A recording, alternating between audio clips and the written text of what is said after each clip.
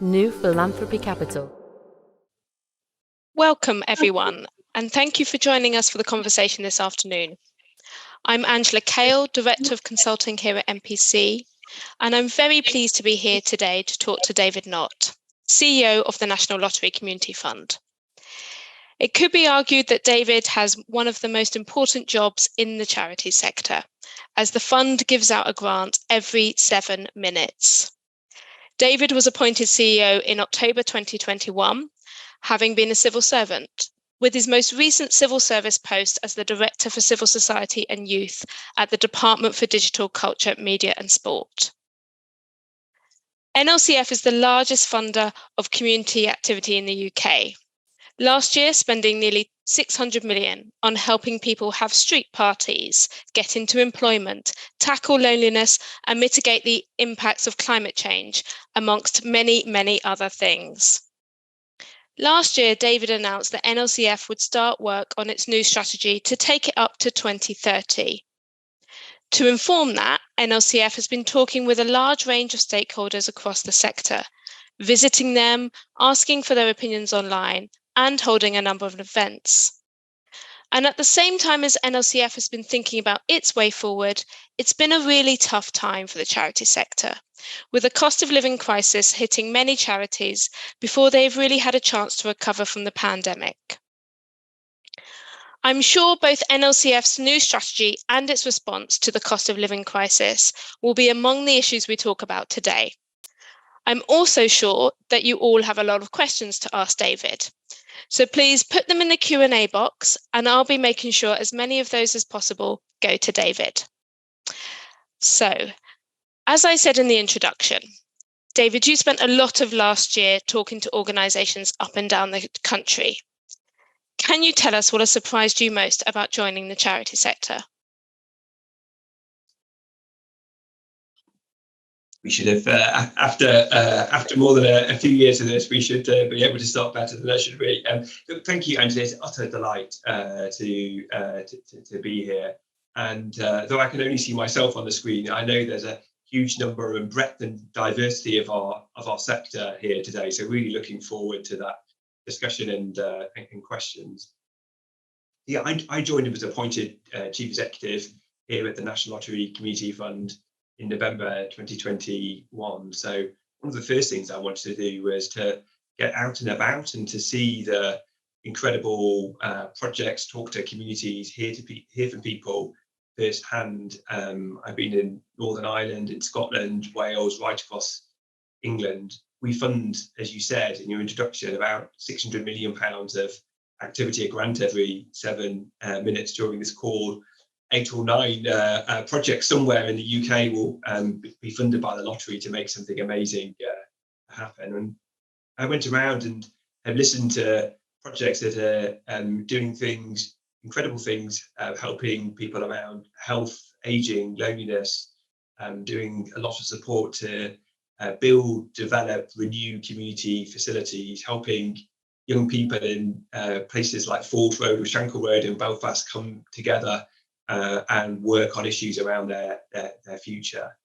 I saw projects and talk to people, supporting people as refugees or those experiencing domestic abuse. And there's an incredible range and diversity within our sector reflected in who we are as the National Lottery Community Fund and what we fund. You asked what surprised me. I mean, I guess some of the reflections from that, and firstly, just that huge scale, breadth, diversity. Civil society is a remarkable asset in our country. It's in almost every part of our day-to-day lives, our communities, and it was a reminder, if I ever needed it, of the places and spaces that civil society is in that supports some of the most vulnerable in our society, brings a lot of joy, possibility, it enriches our everyday lives. I suppose secondly, I'd reflect the hugely challenging time, of course, in all communities. We've had a once-in-generation pandemic. We, the National Lottery Community Fund, were really heavily involved in that work. We were only a parcel almost of what the charity community sector was doing during COVID. But even through our work, we could point to more than 12 million people supported through that COVID pandemic. We've had a lot of economic and social challenge that preceded COVID. And then, of course, through the course of this year, cost of living pressures faced by households, faced by communities here and around the world have got more and more challenging. So, on the one hand, I was struck by this incredible breadth, diversity of the sector, but also the challenges, and really that kind of speaks to some of what's at the heart of who we are, what we're for, and what we'll be doing here in the Community Fund in the years ahead. And I think that challenge is something that a lot of people in our audience will recognise themselves. I mean, what are your thoughts on how resilient the sector is to respond to those challenges, and what funders can do to help them? Yeah, so it is an incredibly challenging time. There's lots of analysis that's going on right now.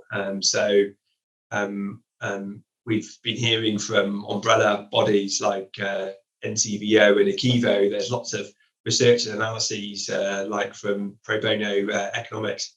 A few weeks ago, we put out our own community research index in it, and it says some really powerful things. We surveyed over 5,000 adults as part of that, and on the one hand, that really spoke to a lot of the strange and challenges that people are facing and the concerns people have for local community-run services. On the other hand, there's a lot of hope in there as well. So half of adults saying they want to volunteer and intend to volunteer over the year ahead. So, and of course, the sector is very varied and different in its different traditions and its activity. Well, what we said as a funder is we are going to be flexible, responsive, adaptive to the circumstances. So we've put out our approach in our "We're here for you" policy.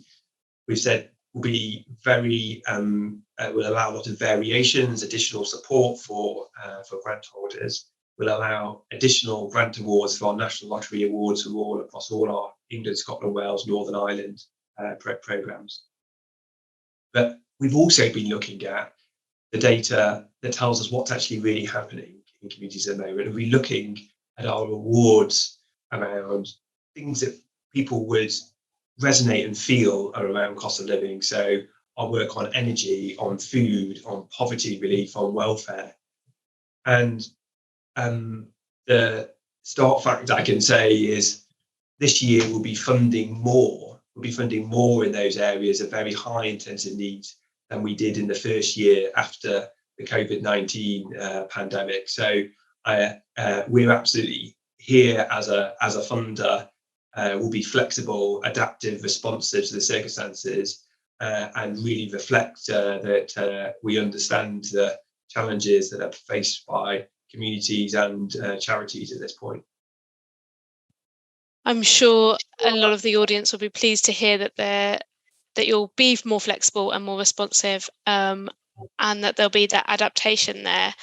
And as an NPC, I'm of course very glad to hear that you're using the data that you have from the many grants that you give to inform your strategy. So moving on to your strategy, I presume you can't tell us what's happening, although I would love this to be the unofficial launch of your strategy. But can you give us any clues? What's likely to be the direction of travel? Yeah, I'm afraid I don't have like a big reveal today for our strategy. But let me first say it's been like a huge privilege to have the opportunity to listen and hear from so many organisations and individuals. We had, I think, 5,500 people and engagements through what we started in April to say, how do we build on the best that's been of the lottery? We've had nearly 3 decades of work with the best that's to come and the challenges that we can see ahead. And we've heard some really incredible things that give us a lot of confidence we should continue. So we've heard a lot about the relational grant making approach that we have. So we shifted 10 years ago to being much more based inside communities. Most of our staff live and work very locally to the patches, the places that they make awards in. We really want to continue that grant making approach. It's one of the most powerful things I think we have as a funder. And we've also then been listening and hearing about the balance between being responsive and being strategic, and looking at some of those longer term questions. And we've heard so much about that, and I won't got to say all the answers, but let me sort of say you'll expect to see us as a community fund being sharper and clearer on the contribution we can make as a funder on some of the big issues of today. So look at climate and environmental challenges. Look at opportunity for young people. We're going to be clear about where we think we can make the biggest difference, where and how we want to work and partners with others, and we've set the time frame for this deliberately up to 2030, so we can take that longer running perspective. On the other hand, we've heard so much about our more responsive funding. So take the National Lottery Awards for all. It takes 25 minutes to fill out a form, 2 to 4 weeks to be awarded. There's a huge impact of those that we've heard in volunteers, beneficiaries, the very kind of grassroots social infrastructure that generates and supports. And we'll be looking very hard at how we combine the best of our sort of strategic and longer range funding with our responsive. And then there's just some really important things that we can do as a funder, supporting social infrastructure across the community sector, but also how we work, how we partner, how we share and drive some of the evidence learning insight that we have, how we make sure our funding is open, accessible, available to all. So you'll be hearing from us setting some very powerful signals and drivers within the sector in our strategy later this year in all of those areas. That's great to hear. And I saw there was some comments in the chat as well saying that people really value the responsive approach. I suppose I'm wondering if I can push you a little bit on how you think about your influence as a funder. Like, how far can you go? Because obviously your NLCF, everyone listens when you talk. I'm really glad you've asked that, actually, because one of the things that we've been really reflecting on is, we are first and foremost a funder. We're a grant funder. That's our core business. But we're actually so much more in our identity and our ability to make change possible. So whether that's sometimes us as a convener, as a partner, sometimes in the lead, sometimes behind other organisations. But I mean, particularly on this point about influence and impact, I think we as the National Lottery Community Fund need to and will step up more on this, particularly on some of those themes I've talked about there before. But actually, look, we're the largest community funder in the UK. I look around the world, there's no funder quite of our scale and size and scope actually anywhere in the world. We have incredible data now, so we can zoom into any geography now in the UK, see the level of need, see what we're funding, what we're not funding, what others are funding. We've got data that goes back 30 years here, and that's just the data side. There's also lots of human story, case study that I think we can really play a much stronger influencing and engaging role. There's a particular way we can and should do that as a public body, but it's very core to what I want to see from us in the years ahead, being more influential as an organisation. And then just as important is how we fund. So actually we've got a very strong record on accessibility, inclusion, making sure our funding is available to all communities, whether that's geographies or communities of interest. But there's more to do in all of those areas. There always is, and there always will be. So again, I think some of the things you can see from us as a funder about the systems, the cultural change, the use of data, the use of partnerships to drive and spread funding to where some of our most entrenched structural and social inequalities have been, is something that we can really bring to bear as the community fund with our scale, identity and form that we have. I think that's really true. And as you were talking about earlier, your geographical reach, the fact that so many of your staff work in their local areas, allows you to not just have data, but really be able to interrogate it in a really insightful way. So it's great to see those priorities. I'm just going to do a reminder to anyone that if you do want to ask a question to David, do make sure that it goes into the Q&A, and I'll put it to him. But one of the other questions, which I'm sure is on the mind of a lot of people, the sector always thinks and talks about its relationship with government.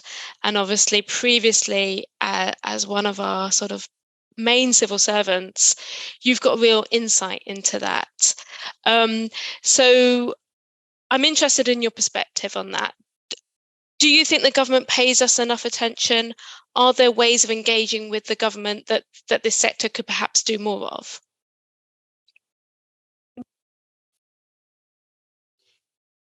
It's a really good point, and I think that we have going back to where I started, we have a remarkable asset in this country in our civil society. I think, as many people have said, and only last week the Law Family Commission reported, the sheer scale, breadth of the sector, I'm not sure has always been as well understood and felt by all, whether that's even inside the sector, let alone government, private sector, other parts of our public life.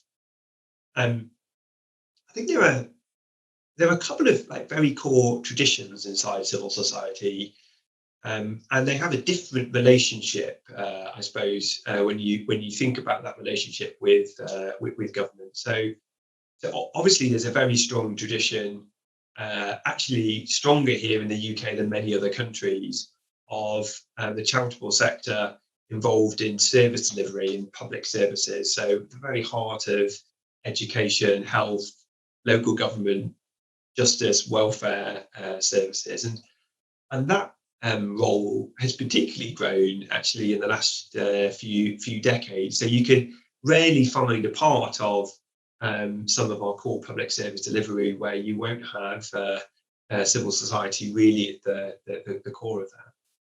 There's obviously another very strong tradition inside civil society, which is like centuries old, which is the way in which the charity sector is a mirror to society itself and to those who hold power and are accountable inside government and in any part of our public life, that are driving human rights, social justice, bringing breadth of lived experience into public policy and legislative change, and that's just two traditions inside.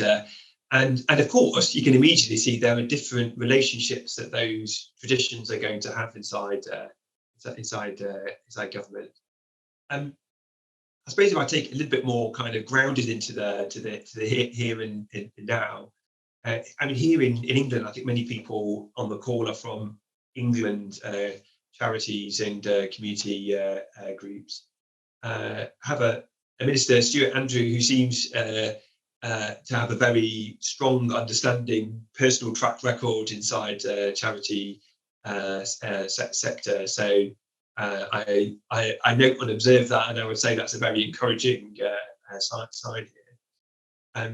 If we take a step back into COVID, I mean, we had one of the largest charity sector interventions anywhere in the world, 750 million pounds across different interventions to support the sector during COVID. That was one of the first times, I think actually the only time, certainly any scale like that government support had been made available for to support a really vital sector during a once-in-generation pandemic. And we had some other sorts of things that, I think point to an enduring recognition across governments of the role of charity sector. So look at our system here of tax release.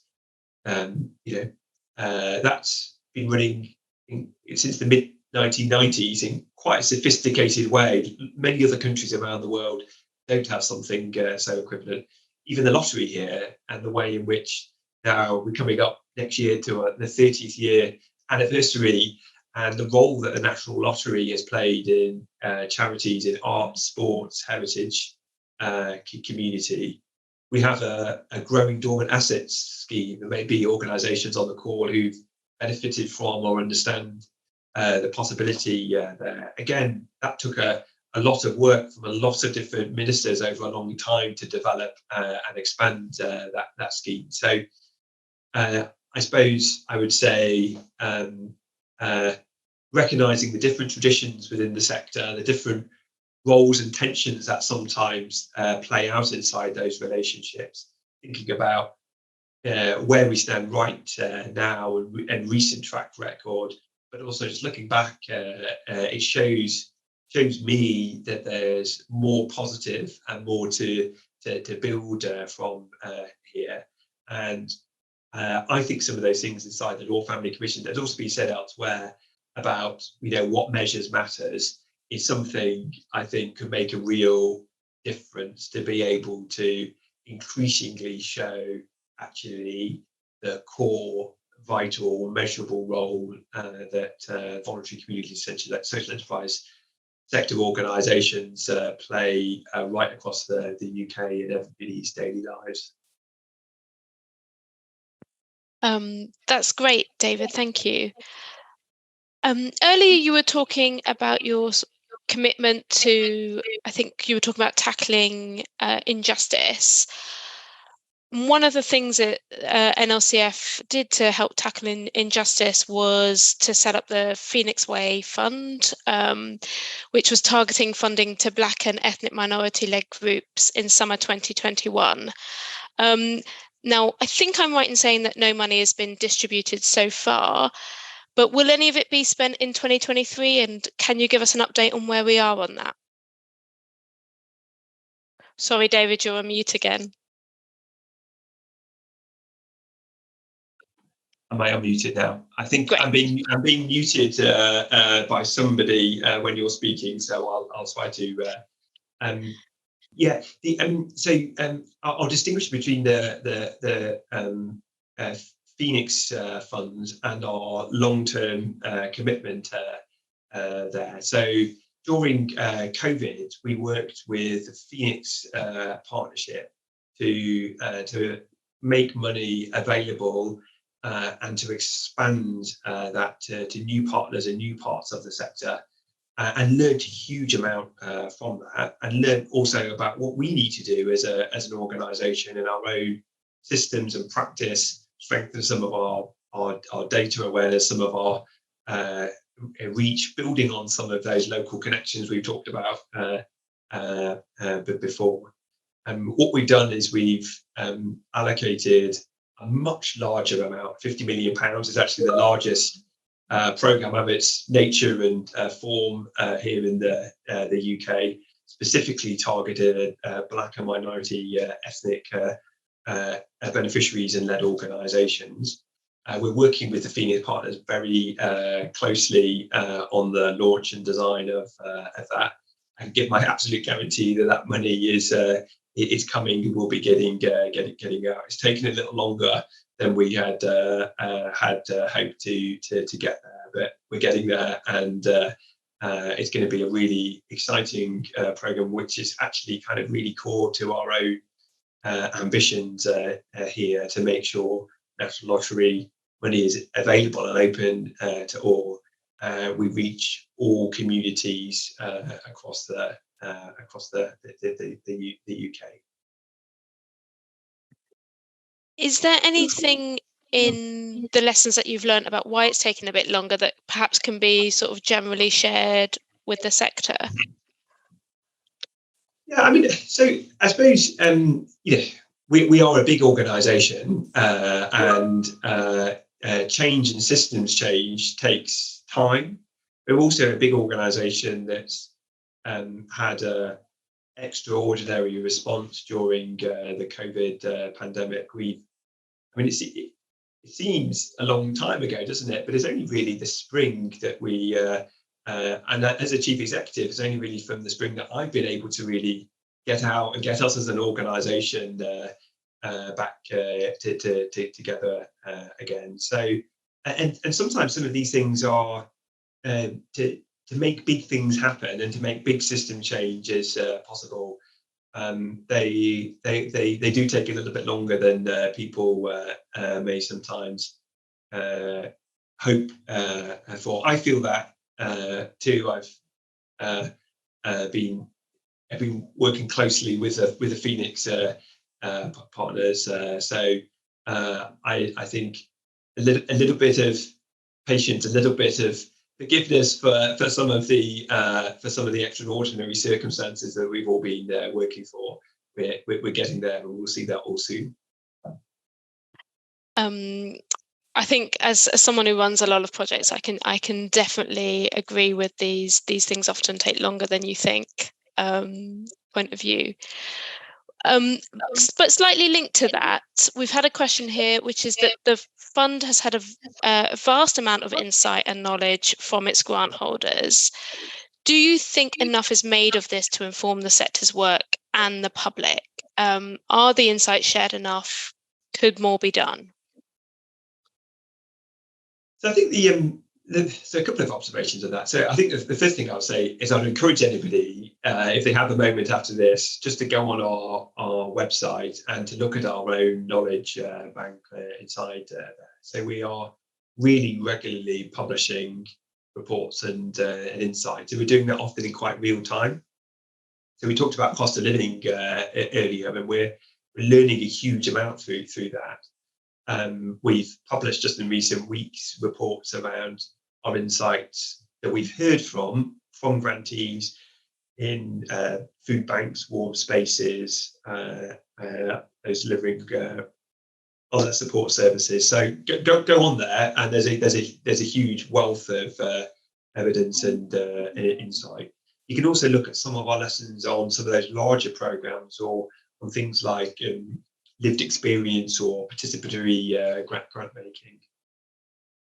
That all said, I think that kind of goes also back to what I started with earlier on some of the questions we're asking ourselves during this strategy renewal. So, as well as being a responsive funder, where do we really focus on some of these bigger challenges that we are collectively facing on as a society? And I'll go back to climate and environment there. I think we all can see the scale of the crisis and the need for radical change in our society. Lots of transition and adaptation that needs to happen to get on a net zero path by 2030. We have some quite distinct contribution and some learnings about community action and some of the behaviour change, some of the things that are working in terms of adaptation locally. Have we, in some of those big areas, brought together that story, case study, evidence, data, insight? Probably not as much as I would like, and that's one of the things that I think coming out of our strategy when we set those really sharp areas where you want to see us as a community fund making and showing that difference in the years ahead, we'll be particularly focusing on some of the evidence, the insight, the influence and learning around those. And presumably that's something that's a question for you of prioritisation, because I know that there are government restrictions on how much money NLCF can spend on itself and this generation of evidence. So presumably you have to make some quite hard decisions here. Yeah, that's right. I mean, and look, we are primarily a distributor of National Lottery good causes, thanks to National Lottery players. I think it only feels totally right that we set some very sharp signals and live and work to make sure as much of every pound we receive from good causes goes out to good causes. The question that we then have is how do we use our operational budget, our resources in making those grants available and distributing those grants and learning and spreading what we see for those grants, and all of the things that comes with being a public body, the ways in which we need to report and show our decision making on things within quite a small envelope there. So yeah, we do have to prioritize quite hard. And I think one of the reflections I would have over the year I've been here is we've at times spread ourselves very thinly across a lot of areas. And I think if we're really going to make some bigger step changes in some of that influence and engagement, we're going to need to, and we are working through which of those areas we can make the biggest difference on between now and 2030. And absolutely, I mean, I suppose like all organisations, that operational budget pressure is always constrained now more than ever. We too are facing a lot of cost and inflation pressures inside our organisation that I know everyone on this call will be facing inside their own organisations. Great. And I think the answer to the next question might be quite similar. But one of your grant holders, who's in receipt of a grant, who's had a very good relationship with his grant manager, has said that they've been asked to apply separately for a cost of living grant. And that other key funders have not requested this, but have just sent an additional payment. And obviously, the National Lottery Community Fund is under extreme public scrutiny. But could you talk a little bit about why this is necessary? Thanks. I don't know the exact details of that case, and perhaps might follow up a bit outside of that. I'd be very happy to be connected to whomever that question came from. If I say what we're doing in terms of our cost of living support, and I hope that will help clarify why we've offered support in this way. So what we've done in our We're Here For You support is we said we're going to be very flexible inside our existing grant making. So usually we will allow some variations within our grants, because unforeseen circumstances can happen when any organisation is running a project. We've extended that quite significantly, so we've doubled that to 20% from 10%. And that's allowing a lot of organisations who are facing other cost pressures to come in and talk to us and say, actually, we need some more support to be able to deliver what we said we thought we would be able to deliver for this a year and a half ago. And I've been out personally with funding officers having those conversations with grant holders over the last year. The second thing we've said is, if you've got a National Lottery Awards for All grant, we usually limit it to one grant per organisation each year. And we said we'll allow organisations to take a second grant this year, so make an extra £10,000 available to any organisation. And then we're seeing a lot of support and organisations through new grant applications.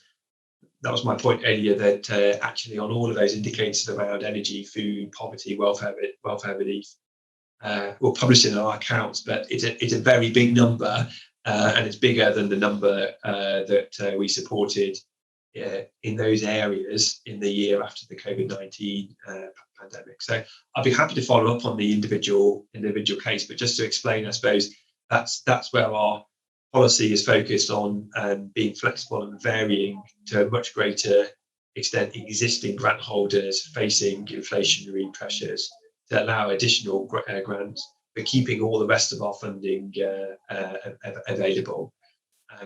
What we've not done is create a dedicated cost of living funding program, because the nature of this challenge that many organisations are facing is quite different and specific to different organisations. So what would we really say? Come talk to us, and I'm very happy to pick up that individual case outside of this. Great. And they did say they had a great relationship with their grant manager, so hopefully they are talking. Can you just expand a little bit on your approach to continuation funding and new grants when the grant to an organisation comes to an end?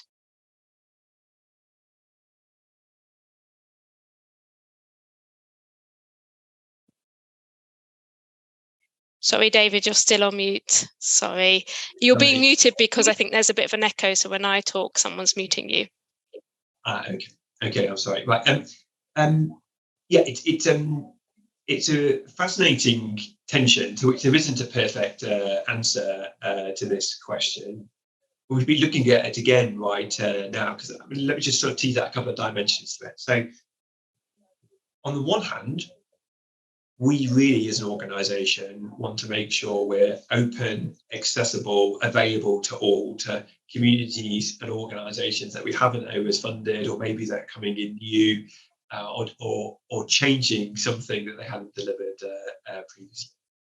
And right now, this year, 40% of our grants are going out to organisations that we hadn't funded before. And if you're probably in any walk of life, saying as a business saying you've got 40% of new customers each year, it's a great statistic to be open to so many new organisations. And at the other end is the question of sustainability and what happens as a grant maybe draws to an end.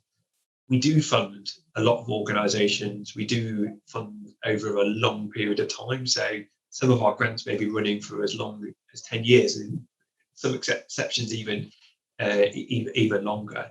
Typically, they'll be shorter. They'll be 1 to 3 years. And I think we all recognise there's a challenge not only for us as a funder, any funder would feel it, about supporting the sustainability of organisations.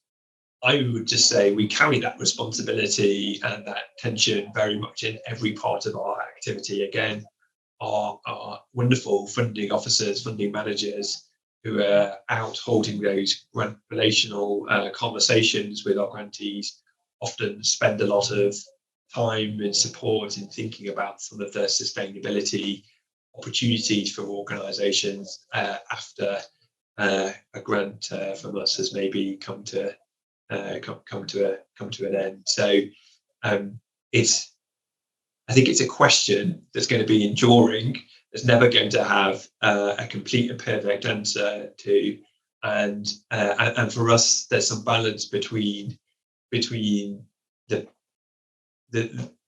new and the support for grantees. And one of the things that we look at often is the diversity of income that any organisation will have, and that's often quite a key ingredient in our decision making, to make sure that any organisation isn't only or solely dependent on income from the National Lottery Community Fund. Yes, and I imagine that's something that's even more difficult at the moment as other sources of funding become drier for organisations. I've got a question here from Darren for the Centre for Sustainable Energy, who's picking up on two of your themes around cost of living and climate. So he's asking, could the cost of living funding be used to enable organisations to make their buildings more energy efficient, addressing both the increased costs and the climate emergency? Thanks, Darren. Yeah, and so the short answer is yes, and come and talk to us and look at our funding that's available. So just before the pandemic, we set up a 100 million climate action fund. That funding is still available. It's UK wide. That's helping on a lot of very practical projects, kind of refit energy change and reuse inside buildings, e-vehicles. There's a whole range of activity that we've been supporting through that. We also see that right through all of our range of funding. There might be an element of something might have been another area of activity, might have an element to which we'll be supporting on adaptation for organisations.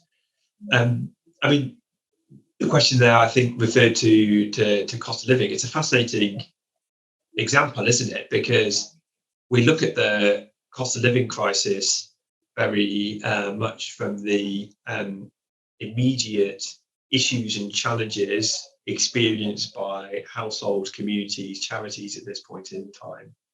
But principally, that also comes from an energy, an environmental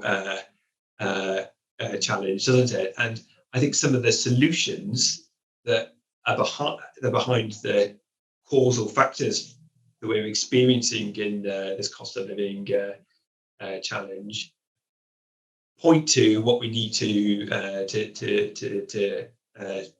do, plan, prepare, fund for the more systemic system change. So it speaks really again to this heart of the balance between being responsive and being strategic, and you'll see that coming through both our cost of living, but also some of these other interventions we'll be doing now and in the years ahead of our climate. I think someone was saying that we should have done all of this greenifying our energy 15 years ago, and then we'd be in a much better position than we are now. And at the least we can hope for out of this crisis is that this spurs us on to do what we have to do. But I want to turn now and talk about another tension that you have, which is the fact that you're such a public body and that the press are interested in some of the grants that you give. And there's been some media attention to some of the grants that you've given over the past year. I mean, how much does that factor into your decision making? Am I muted again? No, you're good. You're good. So I suppose, like, the honest answer is actually the sort of the press and communication considerations don't factor a huge amount and are secondary. The most important thing for us to do, and any public organisation should do, is to be really clear about your decision-making processes, why you've taken a decision, how you've taken a decision, and how that fits into the decision-making environment, the regulatory, the legislative framework in which you operate. And I think if you're kind of like clear and confident and uphold robust decision-making, that is always your best protection for any scrutiny or challenge that there may be around those decisions. So, for me, it absolutely comes. It's always something one will be aware of, but it's secondary and not particularly important to the actual decision making that we might make. And like, here's the thing, right? I mean, we are a community funder. We fund communities in a whole range of different areas and issues across society.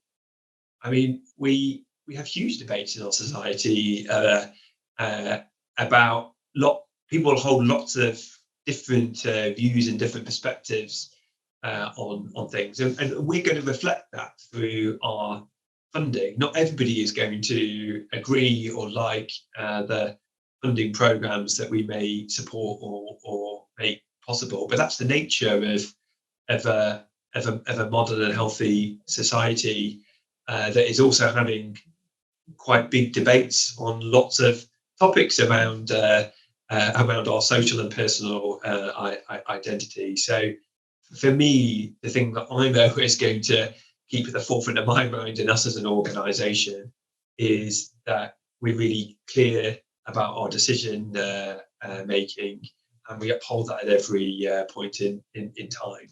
And when somebody, from the media, from Parliament, from anywhere, asks us, we can explain our decision making in those terms alone. So you're not worried about being on the front page of the Daily Mail? I think any chief executive would probably be not be delighted about being on the front page of the Daily Mail, or indeed any other newspaper. And touch wood, we've not yet found ourselves on there. But I mean, again,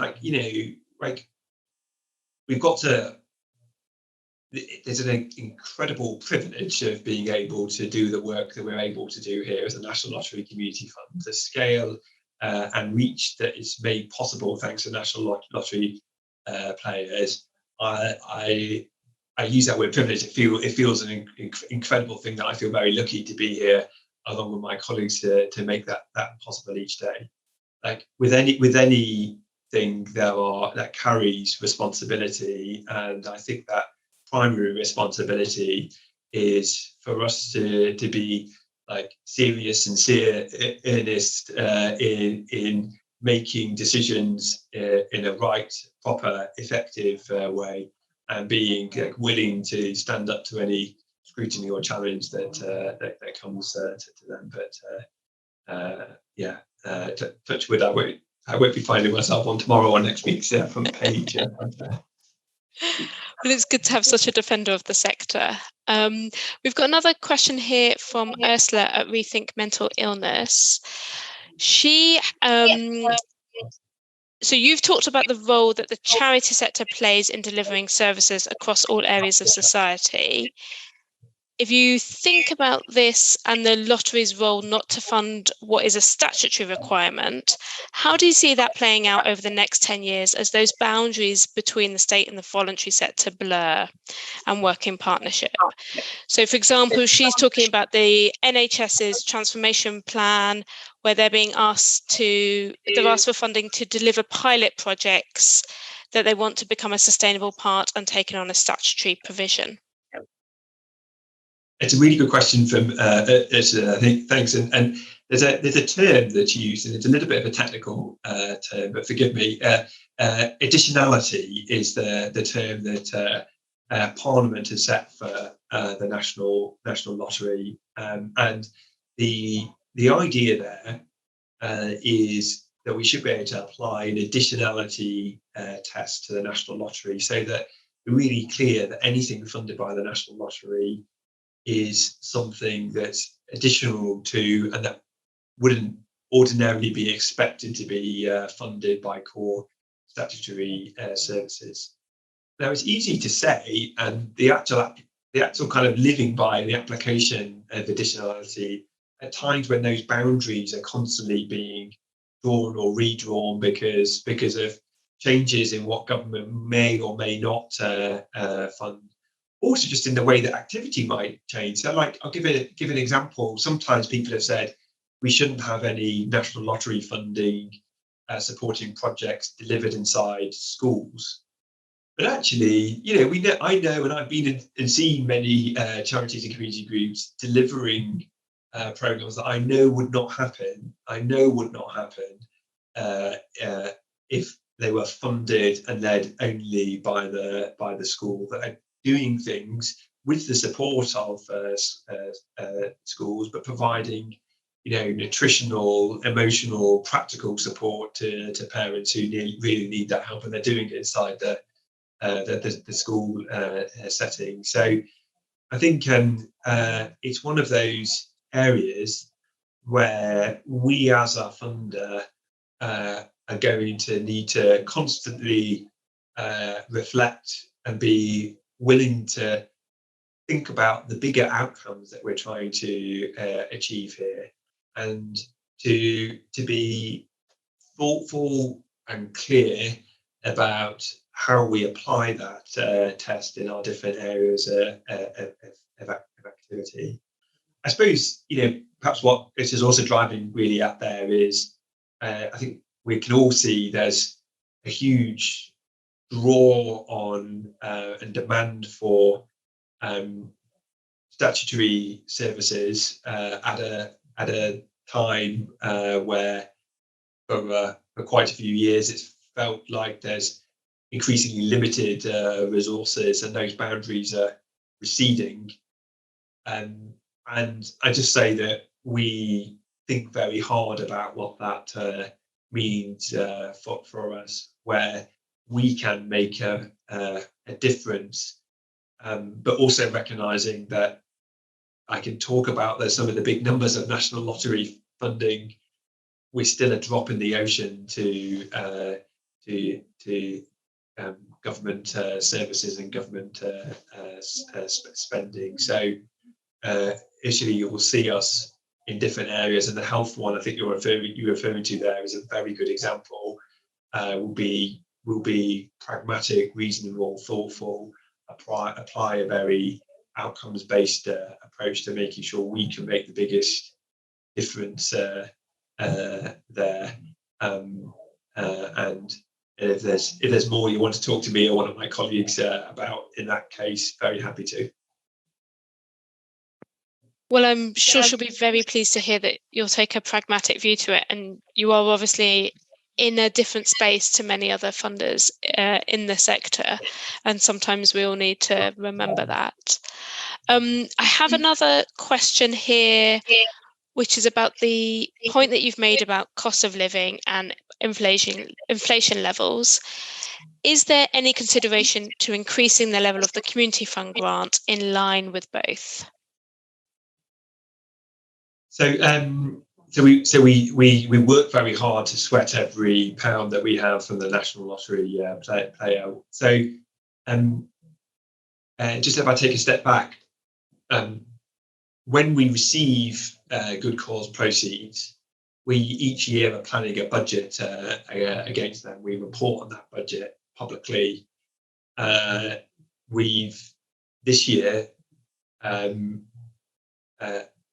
gone above what we would normally allocate for grant making, reflecting those huge demands that we're seeing.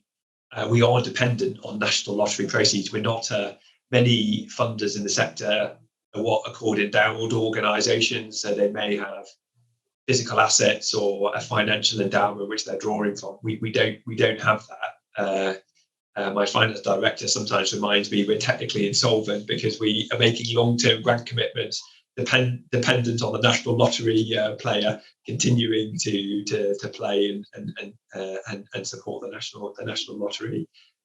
So we'll be making every pound available to us at this point in time, and totally recognise the huge pressures there.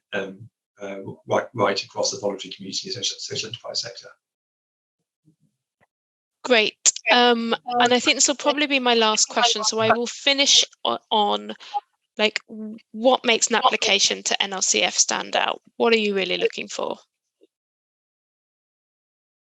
So it's a great question, and it slightly depends on like what thing you're applying for, because we've got different products for different themes and areas of interest.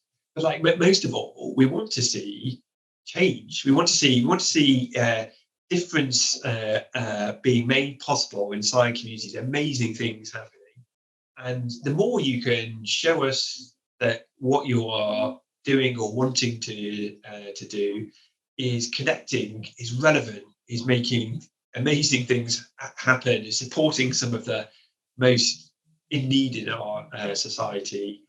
If you can show us, tell us that story of what's possible, you'll get our funding officers, funding teams excited, engaged, rolling up their sleeves with you over the years ahead. So come and bring us your best ideas and examples, and we'd love to hear them.